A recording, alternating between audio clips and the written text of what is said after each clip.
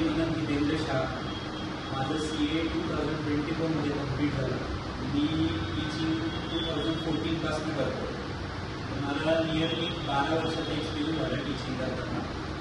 मी majorly 9th आणि 10th science, 11th commerce आणि मग CA CMA इंटरमिजिएटपर्यंत पास केली. तुम्ही तुमच्या लाईफचं फॅमिली बॅकग्राऊंड, तुमचा स्टडी एक्सपिरियन्स शेअर करा. आता फॅमिली बॅकग्राऊंडमध्ये असं होतं की माझ्या घरच्यांची अपेक्षा होती की मी खूप जास्त शिकावं, शिक्षणामध्ये पुढे जावं.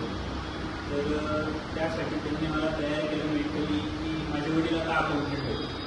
ही वॉज लाईक की अकाउंटंटला खूप मेहनत करावी लागते, कम्पॅरेटिव्हली एवढं पेमेंट नसतं.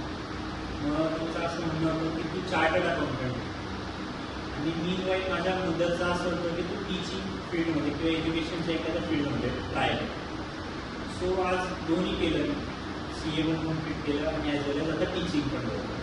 बट मोर टिल्ट माझं टीचिंग टुवर्ड्स असं. आणि टीचिंग करिअरचं म्हणायला गेलो तर आता टीचिंगमध्ये मला ॲज अ स्टुडंट मला असा प्रॉब्लेम आला की भरपूर ठिकाणी गायडन्स नव्हतं प्रॉब्लेम की हा अभ्यास करायचा, हा अभ्यास कसा करायचा ते मला माहिती होतं. मग ते तेव्हा सांगायला कोणी नव्हतं. म्हणून मी हा प्रयत्न करता टीचिंगमध्ये मुलांना जिथे जिथे अडतं आहे तिथे मी प्रेझेंट पाहिजे टू सॉल्व देअर डाऊट्स, आणि मी प्रेझेंट पाहिजे टू गाईड दे की पुढे कसं करायचं. ह्या गोष्टी तुला अडचण येते तर त्या गोष्टीतून कसं बाहेर पडायचं. आणि तुम्हाला तुमचा एक लाईफ एक्सपिरियन्स शेअर करायला आवडेल ज्याच्यातून मला असं वाटतं की खूप लोक इन्स्पायर होतील आणि तुम्ही तुमच्यावरती स्वतःवरती प्राऊड फील कराल.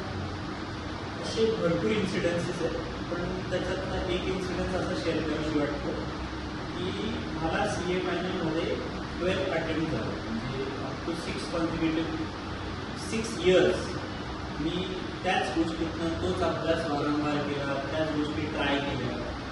त्याच्यात असं भरपूर वेळा माझ्या आसपासच्या लोकांनी मला खूप त्रास देण्याचा प्रयत्न केला किंवा खूप सांगण्याचा प्रयत्न केला की आता नाही होतं, सोडून दिलं.